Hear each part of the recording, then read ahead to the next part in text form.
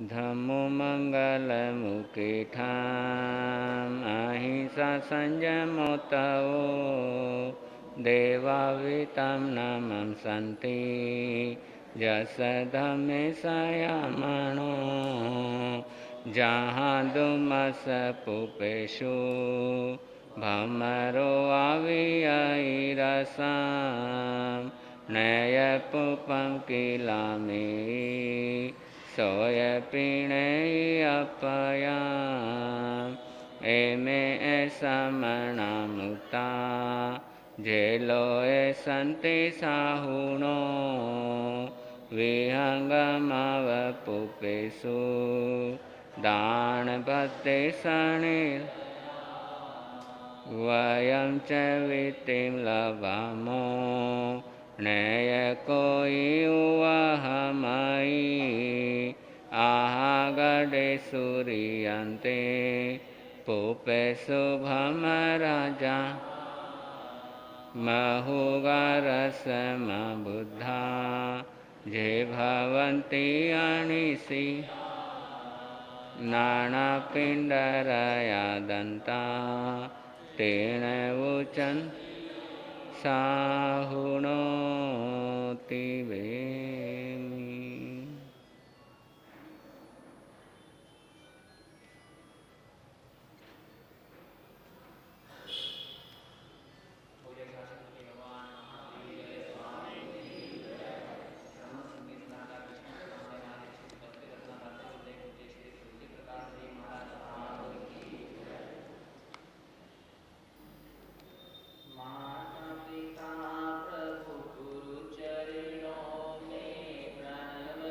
बारंबार हम पर किया बड़ा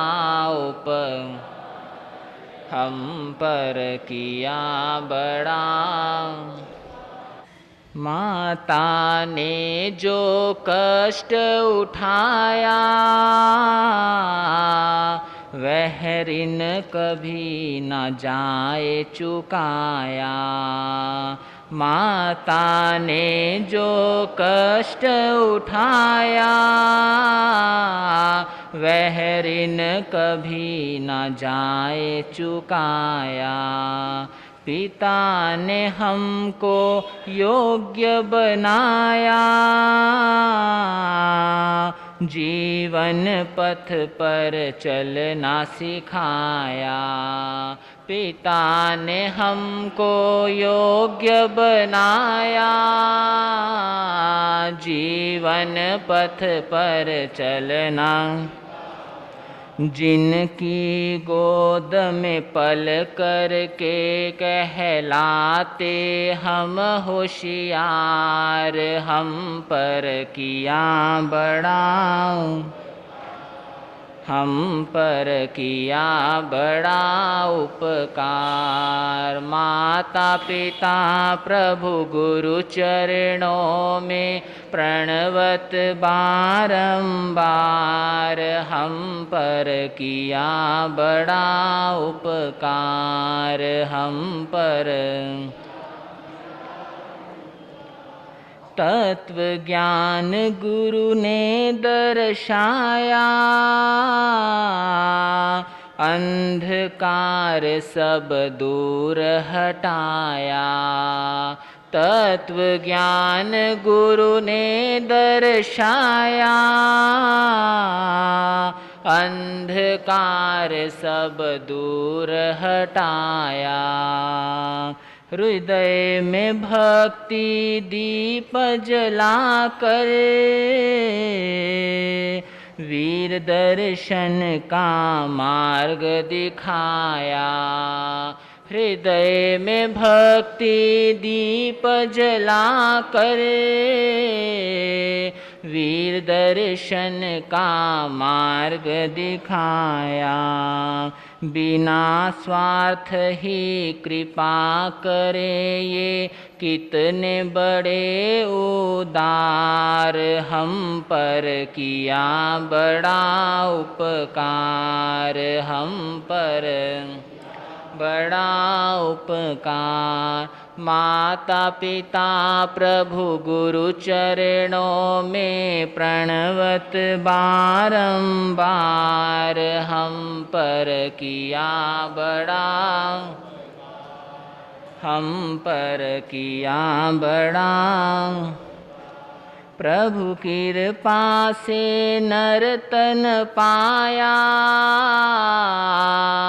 संत मिलन का साज सवाया। प्रभु कृपा से नरतन पाया, संत मिलन का साज सवाया। गुरु संकित ने आशीष देकर जीवन कितना सरल बनाया। गुरु संकित ने आशीष देकर जीवन कितना सरल बनाया। जो भी इनकी शरण में आता कर देते उद्धार, हम पर किया बड़ा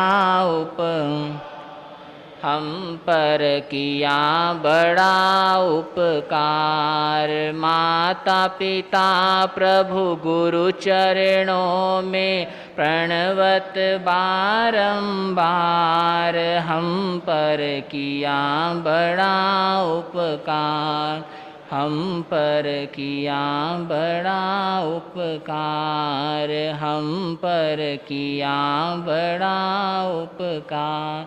बोले आगम ज्ञाता वाणी के जादूगर प्रज्ञा महर्षि गुरुदेव डॉक्टर श्री संकित मुनि जी महाराज साहब की।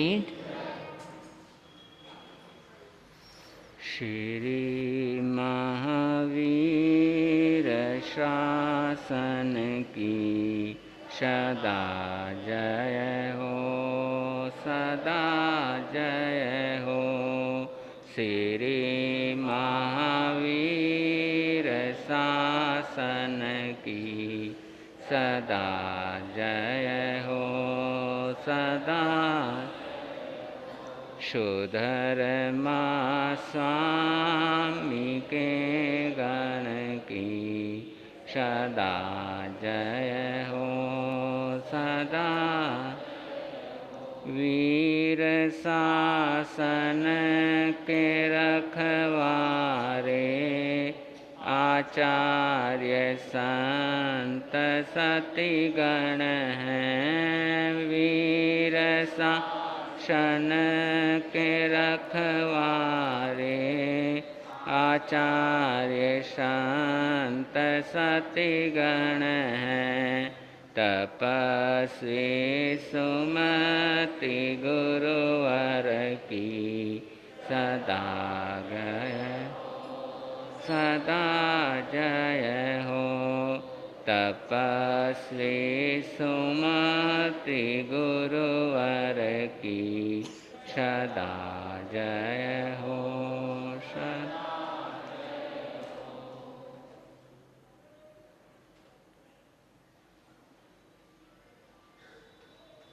प्रसिद्ध होने के लिए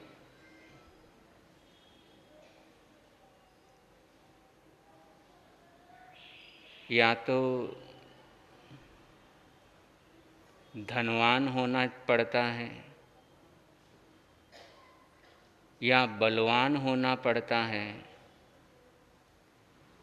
या बुद्धिमान होना पड़ता है।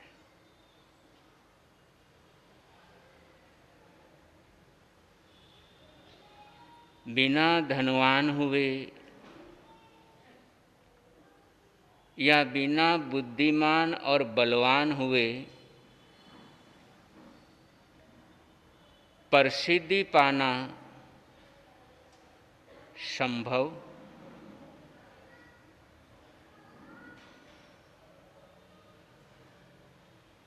लेकिन आज से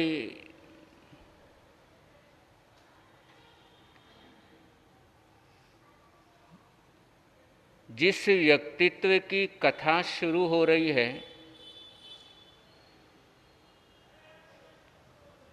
वो धनवान भी नहीं था, इतना बलवान भी नहीं था, ज़्यादा पढ़ा लिखा भी नहीं था।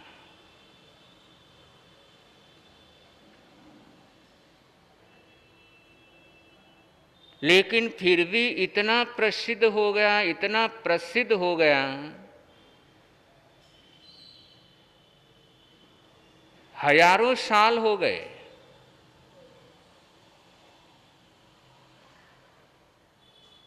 आज भी लगभग हर भारतीय श्रवण कुमार के नाम से अनभिज्ञ नहीं है।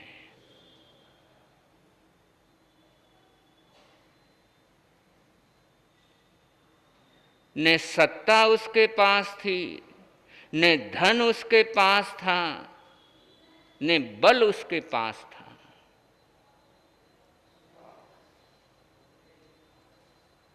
फिर उसके पास क्या था?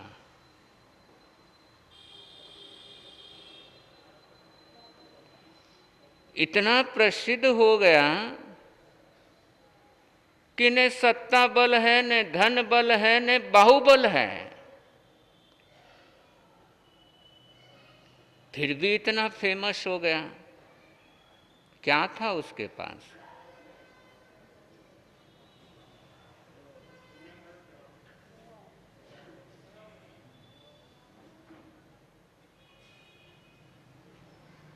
माँ बाप उसके पास थे।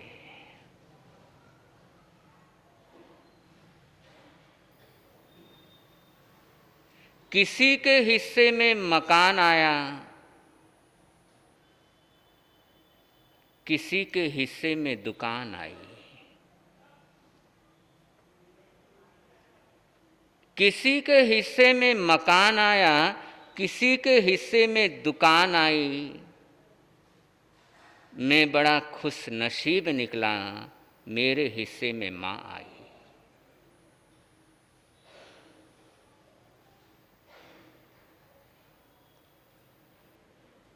रोटी कमाना बड़ी बात नहीं है,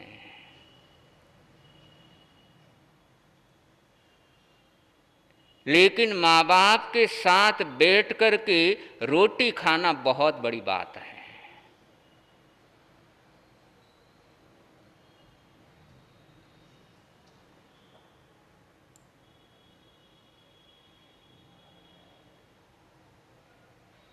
और ये बड़ी बात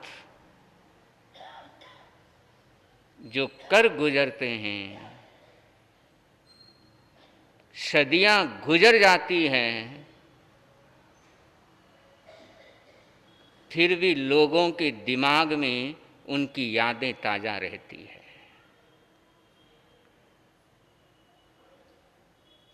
चार प्रकार के पुरुष होते हैं। एक पशु के समान, कि पशु का संबंध मां के साथ कब तक? जब तक दूध पीता तब तक। दूध पीने तक पशु का संबंध अपनी मात का होता है। तो कुछ व्यक्ति ऐसे होते हैं पशु के समान,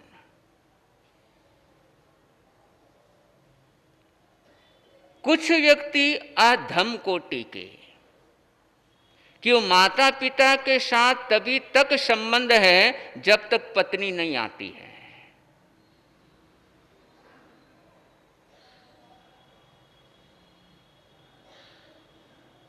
ऐसे पुरुष अधम कोटि के अंदर लिया। कुछ मध्यम पुरुष के व्यक्ति कि वो माँ बाप के साथ तभी तक संबंध रखते हैं जब तक माँ बाप के हाथ पांव चलते हैं, वो काम करते हैं।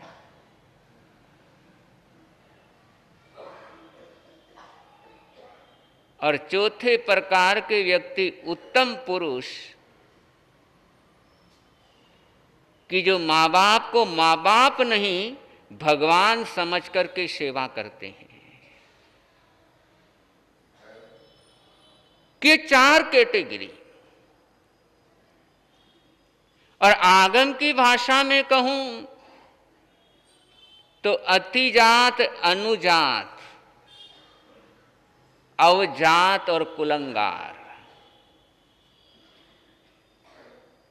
कि ठाणांग सूत्र में ये संतान 4 प्रकार की होती है, अतिजात, अनुजात, अवजात और कुलंगार। कि अतिजात वो जो माता पिता ने जो यश कमाया उसको और कई गुना आगे बढ़ाता है। अनुजात वो कि माता पिता ने जितना यश बढ़ाया उसको बढ़ा तो नहीं सकता है लेकिन उसको कम भी नहीं करता है। अवजात वो कि जो बाप दादाओं ने जो इज्जत कमाई वो गलत व्यसनों के कारण, गलत आदतों के कारण बाप दादाओं की इज्जत में कमी कर देता है। और कुलंगार यानी पूरा ही सत्यानाश कर देता है।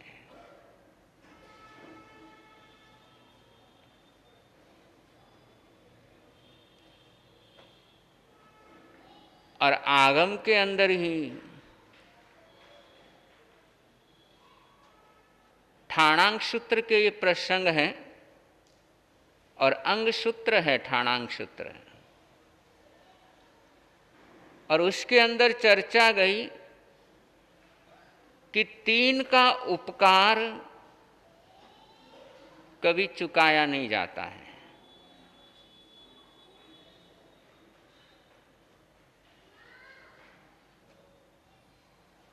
और उसके अंदर कहा माता पिता का उपकार कभी चुका नहीं सकते।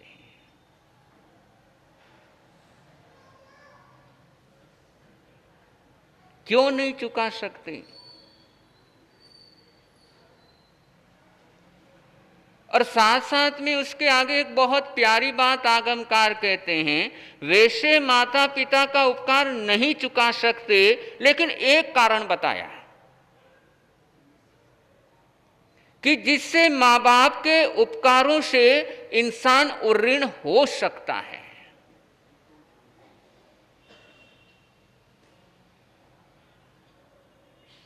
कैसे हो सकता है?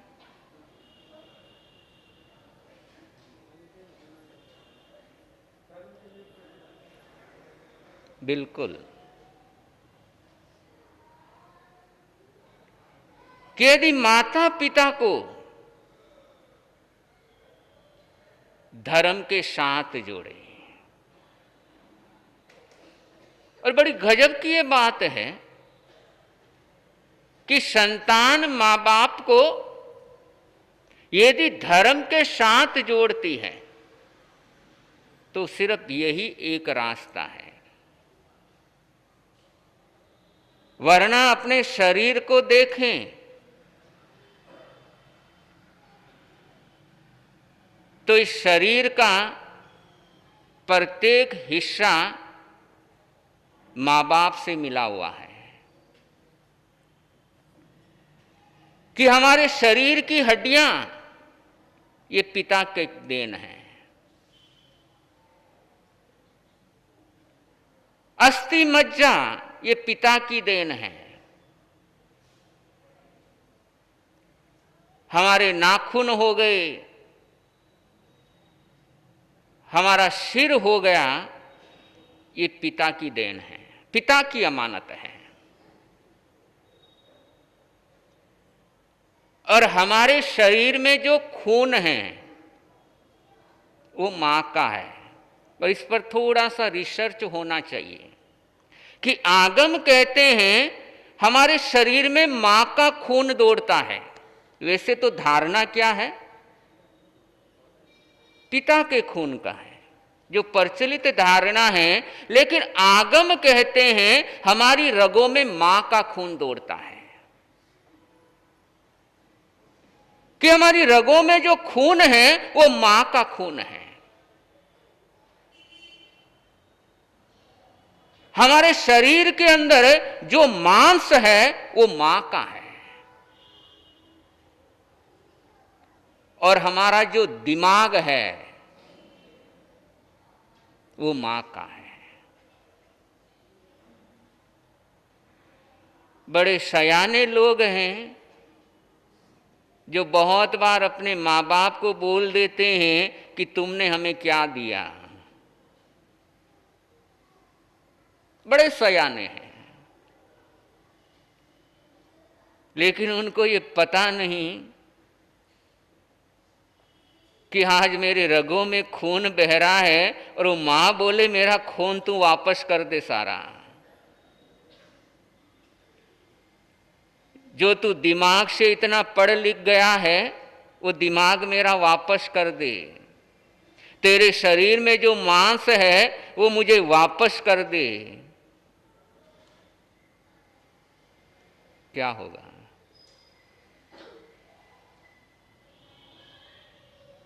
बड़े पता नहीं कैसे बोल जाते हैं कि तुमने हमें क्या दिया, हमको क्या दिया, तुमने हमारे लिए क्या किया। लेकिन आगम को जो पढ़ लेगा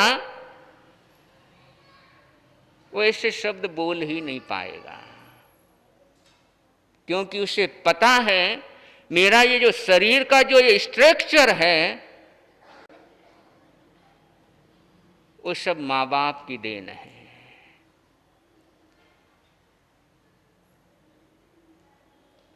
और ऐसे ही माता पिता की सेवा और भक्ति की तरफ आप लोग आगे बढ़ें, इसके लिए ये त्रिदिवसीय प्रवचन माला का शुभारंभ हो रहा है। एक इस भावना के साथ, इस उम्मीद के साथ कि यदि कहीं जरा सा भी अपने माँ बाप को लेकर के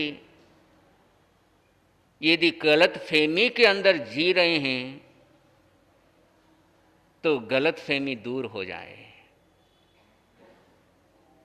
और उसी का एक छोटा सा प्रयास है। और 2017 से कंटिन्यू ये प्रयास चल रहा है, और जब आसपास का जब माहौल नजर आता है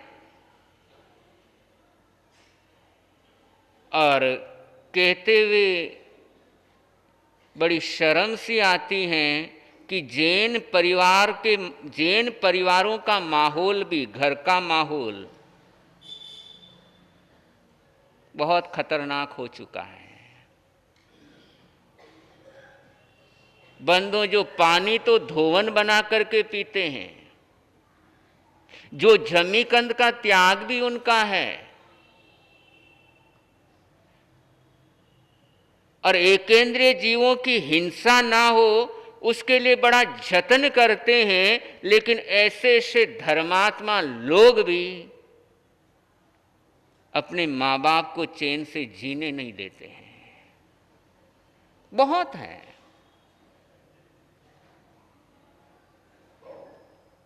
और ये जैन फैमिली के अंदर ये बीमारियां फैलने लग गई कि जहां पर यह सिखाया जाता है कि एकेंद्रीय प्राणी को भी मत सताओ, लेकिन वही लोग चलते फिरते इंसान को परेशान करने लग जाते हैं। और बहुत से लोग आते हैं क्योंकि ये ऐसा दर्द है कि बाहर बता नहीं सकते और सह भी नहीं सकते, और सिर्फ एक ही दिखता है, गुरु महाराज। और किसके पास वो दर्द कहे, किसको वो बताएं?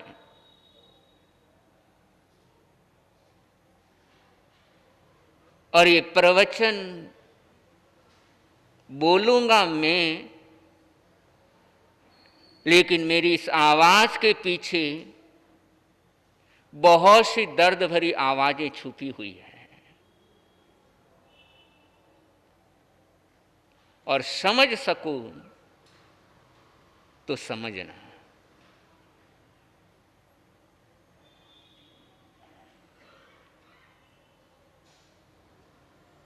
कि किस प्रकार माहौल कितना खतरनाक होता जा रहा है। बंधु, इंसान की फितरत देखो, अपने बच्चे को सब कुछ देना चाहता है, अपनी संतान को सब कुछ देना चाहता है और अपने माता पिता का सब कुछ लेना चाहता है।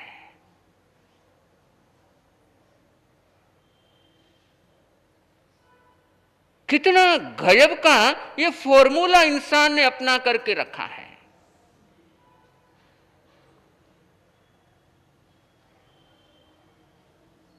और जब तक माता पिता बच्चे को फीस चुकाते रहते हैं, तब तक तो बच्चा माँ बाप के यहाँ पहुँचता रहता है, जाता रहता है, लेकिन जब फीस चुकाने में असमर्थ हो जाते हैं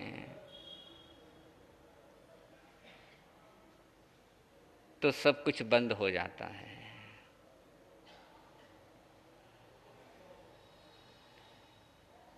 लाला माने बिलखता छोड़ गयो कि मैं ठोड़ आफत काई आ पड़ी।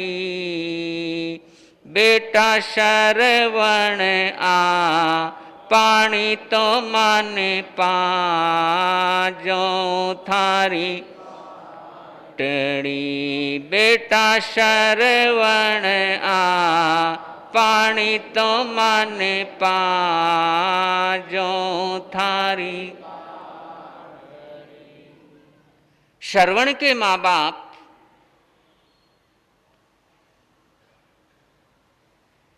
दोनों को दृष्टि नहीं है, आंखों की रोशनी नहीं है। श्रवण का जन्म हुआ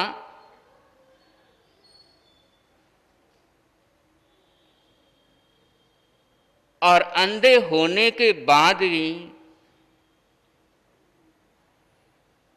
श्रवण के माता पिता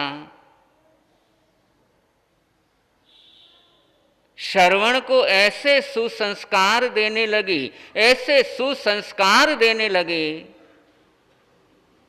कि श्रवण 7-8 वर्ष का हुआ और इतना आज्ञाकारी बच्चा, इतना आज्ञाकारी बच्चा कि माँ बाप सोचने लगते कि पता नहीं ये कौन से जन्म का पुण्य है कि ऐसा बच्चा मिला है।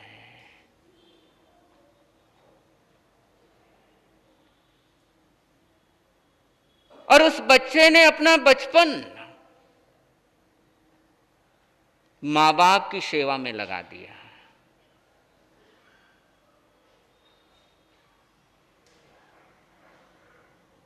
दोनों आपस में बात करते, श्रवण के माता पिता, कि हम आंखों से अपने बच्चे को निहार नहीं सकते हैं, इन आंखों से उसको देख नहीं सकते हैं, लेकिन हमारा ये बच्चा कितना काबिल है कि हमें कुछ कहना नहीं पड़ता, हमें कुछ बोलना नहीं पड़ता, और बिना कहे बिना बोले कैसा पूरा ध्यान रखता है।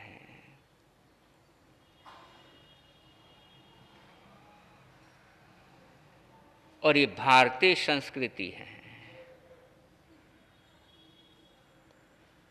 और ऐसी समृद्ध संस्कृति है ये कि जहां पर मां पिता की खुशी के लिए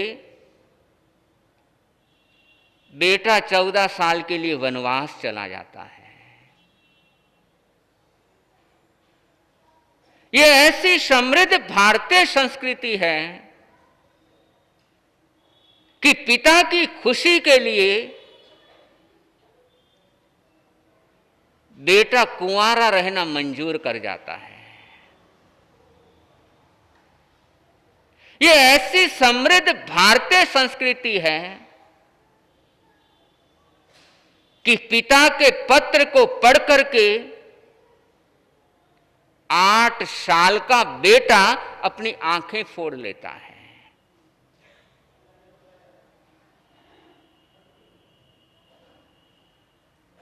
इतनी समृद्ध ये भारतीय संस्कृति है कि जहां पर सिर्फ और सिर्फ माता और पिता के प्रति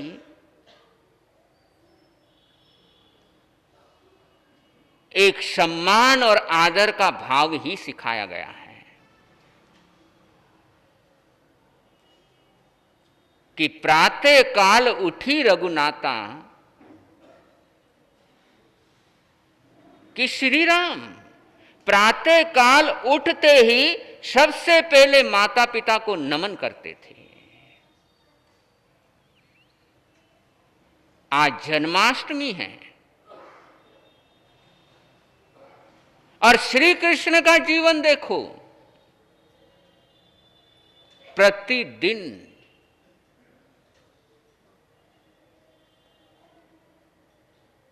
कितनी माताओं को नमन करने जाते थे? 400 माताओं को। अपनी तो कितनी हैं?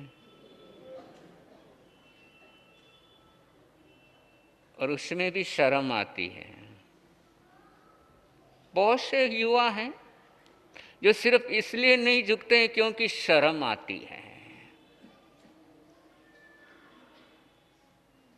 और बंधु, बड़ों के चरणों में झुकने में शर्म, ये तो होना ही नहीं चाहिए।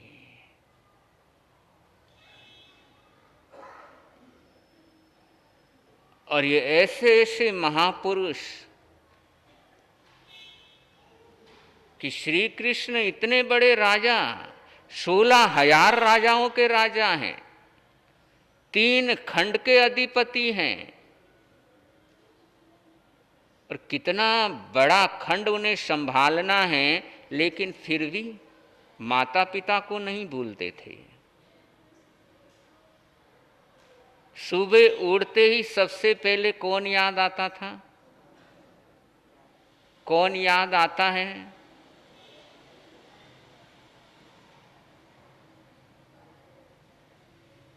प्रेरणा ले सकते हैं, प्रेरणा प्राप्त कर सकते हैं।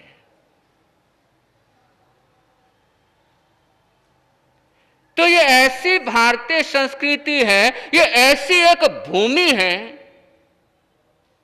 जहां पर एक से बढ़कर एक ऐसी संतानें हुई हैं जिन्होंने अपने माता पिता के लिए सर्वस्व न्योछावर कर दिया।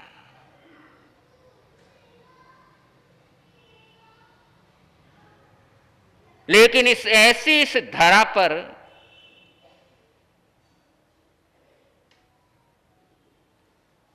अब वृद्धाश्रम बनने लगे हैं।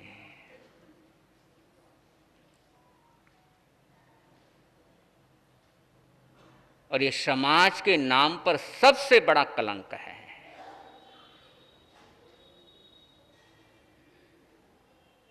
इससे बड़ा कलंक समाज पर हो नहीं सकता।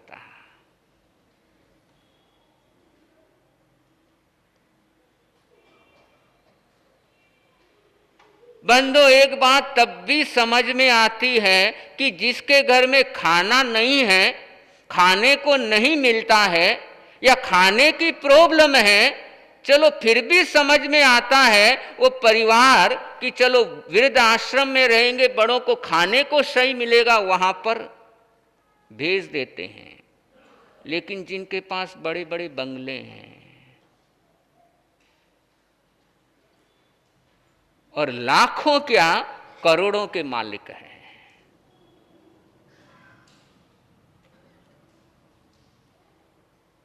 और उनके मां बाप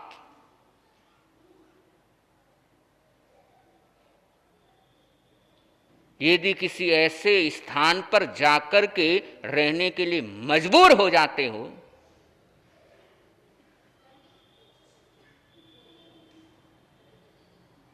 तो फिर उनके बच्चों को संतान कहना या शैतान कहना,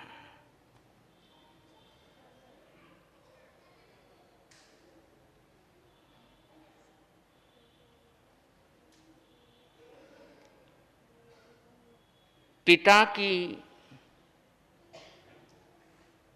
इकलौती संतान राहुल,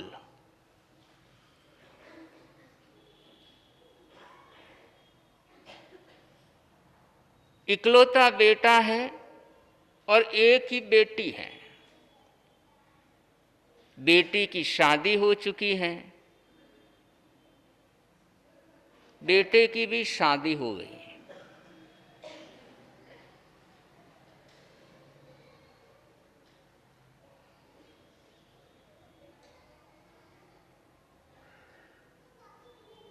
किसी बात को लेकर के,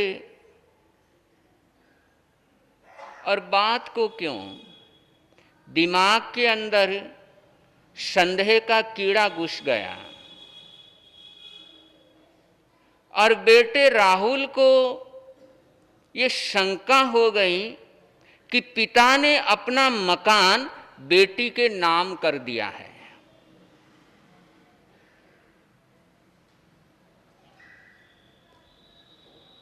मां बाप से दूर होता चला गया।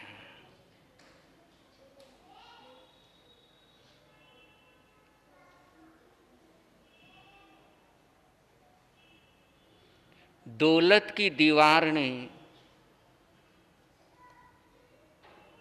दौलत की दीवार ने रिश्ते बदल दिए। दौलत की दीवार ने रिश्ते बदल दिए। देखते ही देखते मां बाप पड़ोसी हो गए।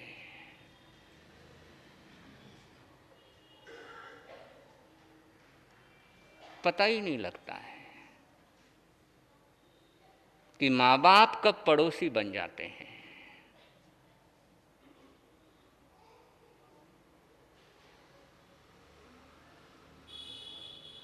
शुरू में कुछ एक दिनों बाद राहुल आता रहा, धीरे धीरे धीरे धीरे कम होता होता बंद हो गया।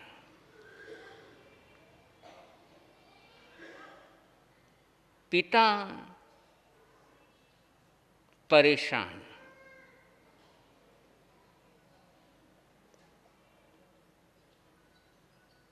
फोन करते हैं और कहते हैं राहुल आजा, राहुल आजा, लेकिन राहुल कहता मैं नहीं आता।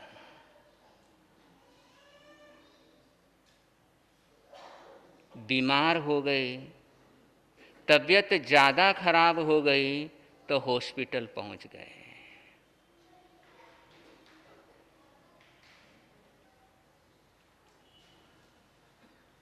माँ बाप के पास बैठने के दो सबसे बड़े फायदे,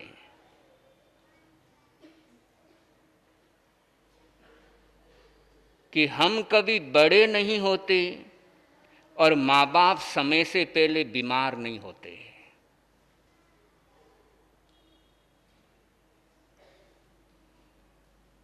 माँ ने अस्पताल से बेटे को फोन किया,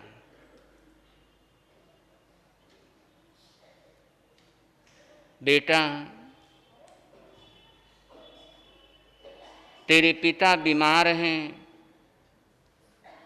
और तेरे को याद कर रहे हैं। डॉक्टर से बात हुई, डॉक्टर कहता यहां पर इलाज संभव नहीं, इनको दिल्ली ले जाना होगा।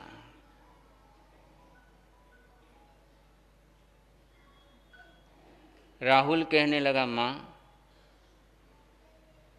मेरे पास अभी समय नहीं है, तुम दीदी को फोन कर दो, दीदी आ जाएगी।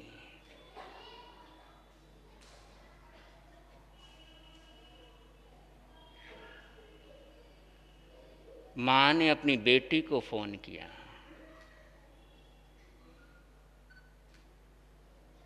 बेटी ने सुना और कहा, मम्मी मैं अभी निकल करके पहुंच रही हूं। बेटी पहुंची।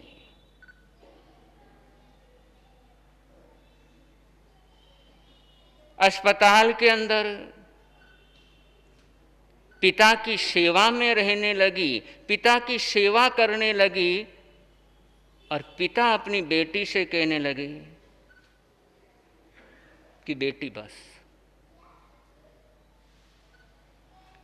अपने बाप पर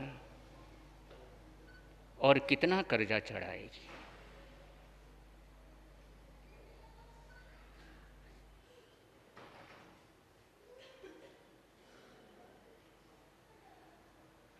कि बेटी जिंदगी में कभी सोचा नहीं कि बेटी से सेवा लेनी पड़ेगी।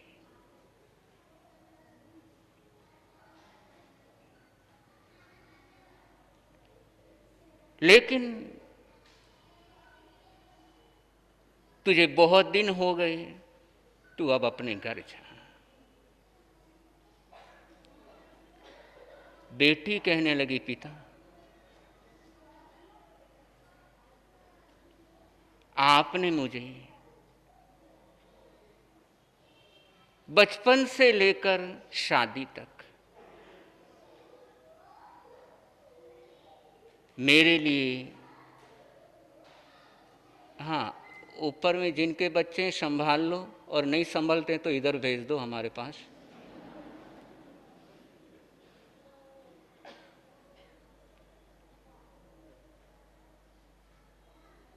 कहा, पापा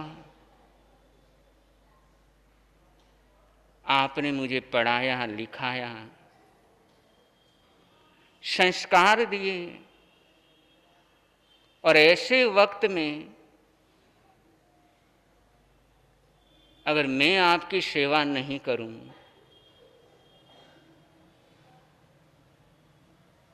तो फिर बेटी होने का मेरा फायदा क्या हुआ।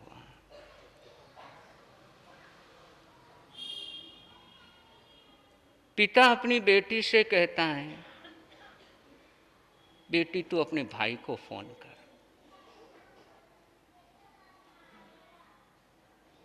कि हो सकता है तेरे कहने से वो आ जाए।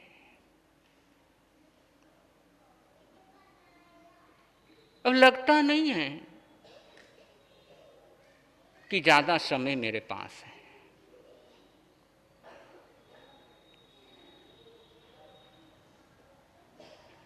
इसलिए सीमा, तू एक बार उसको फोन कर और उसे इतना कह कि तेरा पिता तेरा इंतजार कर रहा है।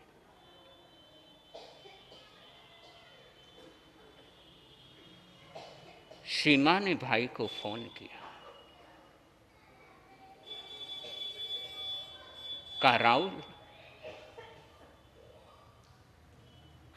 एक बार आजा, बिना मन के आजा। देख, तू एक बार आ गया और अपने पिता को शक्ल दिखा दी तो पिता के लिए तो बहुत हो जाएगा।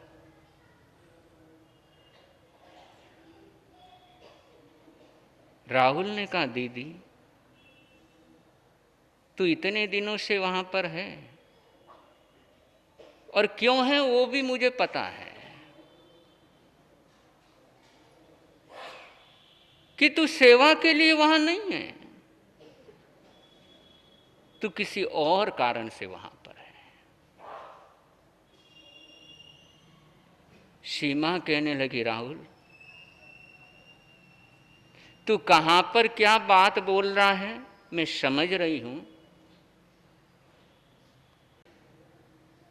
लेकिन तुझे बता रही हूं पापा ने मना किया था क्योंकि तेरी गलत आदतें हैं और इसलिए पापा ने छुपा करके रखा, वरना वो मकान पापा ने तेरे नाम किए हुए 10 साल हो चुके हैं।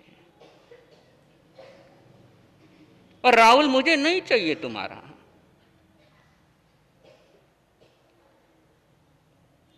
इसलिए राहुल तो एक बार आ जा।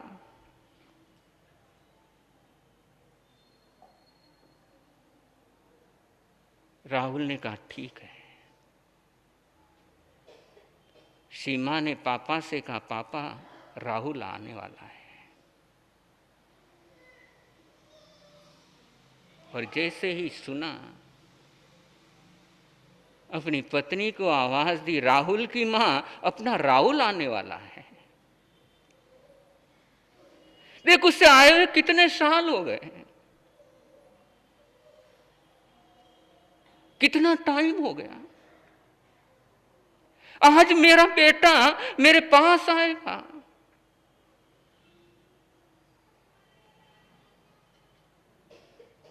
राहुल की मां, आज मैं बहुत खुश हूं। डॉक्टर को कह देना अब मैं बीमार नहीं हूं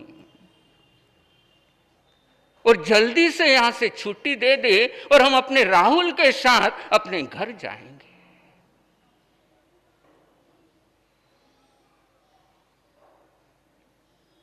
और राहुल के पापा इतने खुश, इतने खुश, और उसी खुशी में राहुल के आने से पहले ही आंख बंद कर देते हैं।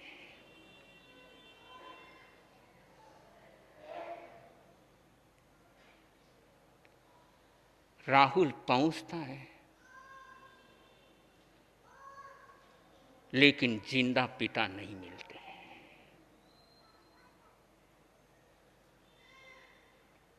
कहना है आप लोगों से एक रिक्वेस्ट, एक विनम्र अनुरोध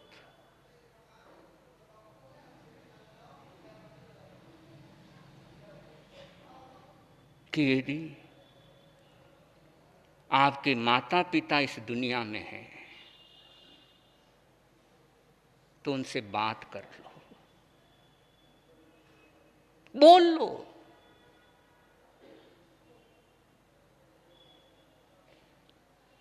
और राहुल ये घटना लिखने के बाद कहता है कि आज मैं अपने पापा से बात करना चाहता हूं, लेकिन कर नहीं सकता। आज मैं उनके पांव छूना चाहता हूं, लेकिन छू नहीं सकता। आज मैं उन्हें धन्यवाद देना चाहता हूं, लेकिन दे नहीं सकता। आज मैं अपनी गलती स्वीकार करना चाहता हूं कि पापा आपने मेरे लिए इतना कुछ किया, लेकिन जिंदगी में कभी भी मैंने आपको धन्यवाद के 2 शब्द नहीं बोले।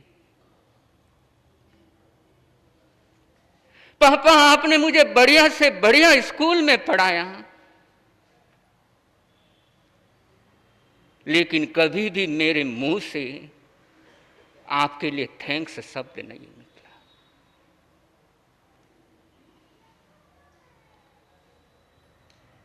कि जब से मैं समझदार हुआ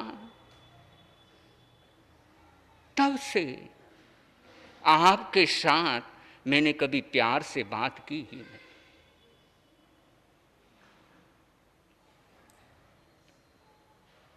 इसलिए कहना है कि यदि आज मौजूद है माता पिता तो उनसे प्यार से बात कर लो, उनके पैर छू लो। जिंदगी के बहुत बड़े अमीर हो जाओगे, जिंदगी के बहुत बड़े रईस हो जाओगे।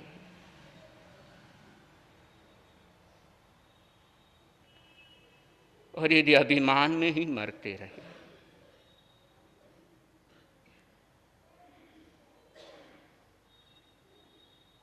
तो राहुल जैसी स्थिति। और क्या पता, किसे पता कि कल वो ना रहे या कल हम ना रहे।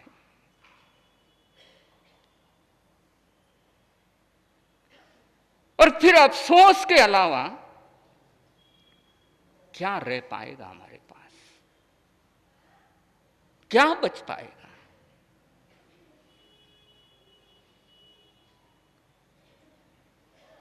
तू मंदिर मंदिर क्या भटके, तेरे मात पिता ही ईश्वर है, जो है तू उनके कारण है, वो ही सच परमेश्वर है।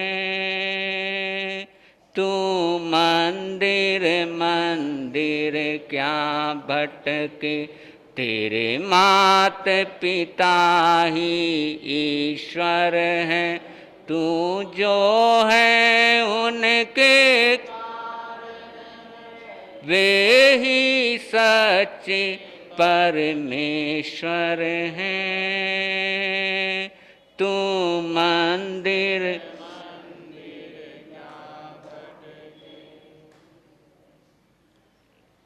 कहीं इधर उधर जाने की जरूरत ही नहीं। यदि माता पिता के अंदर ही जिनको भगवान दिख गया, और श्रवण को अपने माँ बाप के अंदर भगवान दिखाई देते हैं। श्रवण बड़ा होता गया और एक बार पिता माँ के चरणों में बैठ करके पूछ रहा है कि माताजी पिताजी, और कोई आपके मन के अंदर कोई ख्वाहिश हो, और कोई आपकी इच्छा हो, और कोई आपकी तमन्ना हो तो मुझे बताओ।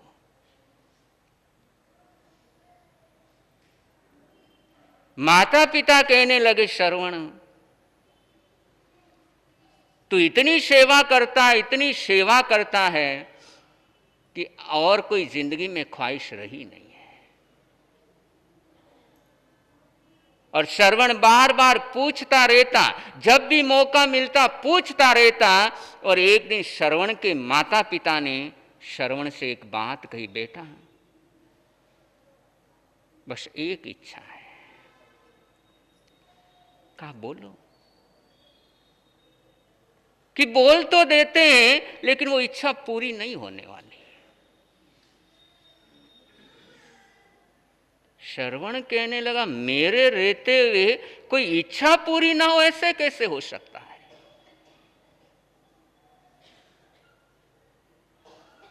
आप बोलो, आपकी हर इच्छा मैं पूरी करूंगा।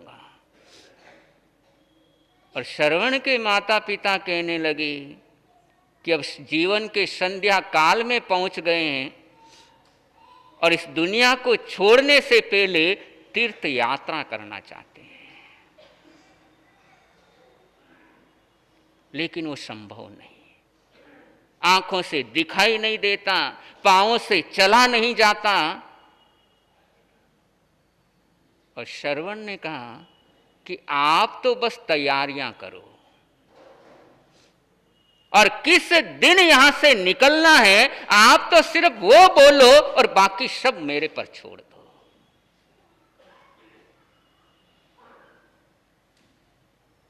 माता पिता कहने लगे, श्रवण लेकिन करेगा कैसे? कि कैसे करना वो मेरी जिम्मेदारी, बस आप तो तीर्थ यात्रा पर चलने की तैयारियां करो। और श्रवण भी तैयारियां करने लगा। माता पिता भी खुश है कि चलो तीर्थ यात्रा हो जाएगी, और तीर्थ यात्रा के लिए माता पिता भी तैयारियां कर रहे हैं, श्रवण भी तैयारियां कर रहा है। और कैसे ये कथानक चलेगा, समय क्योंकि हो रहा है,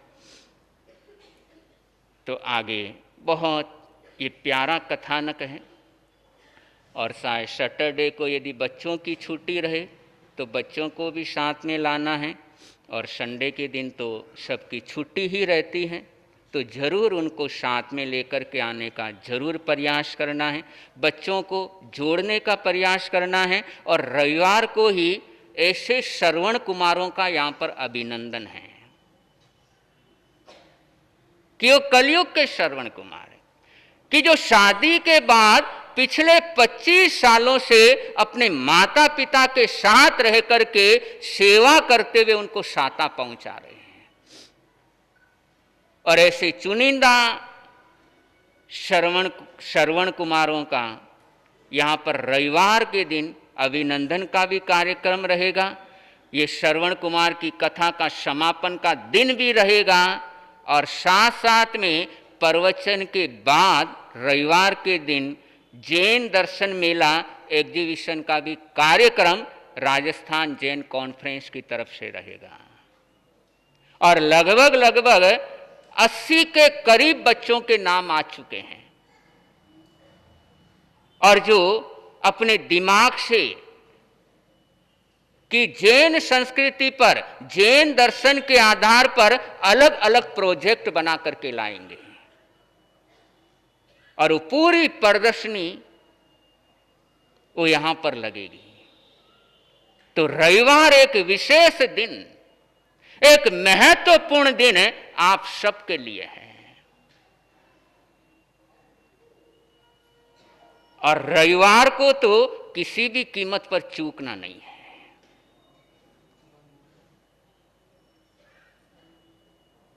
तो ऐसा ये प्रसंग जिसके साथ आप लोग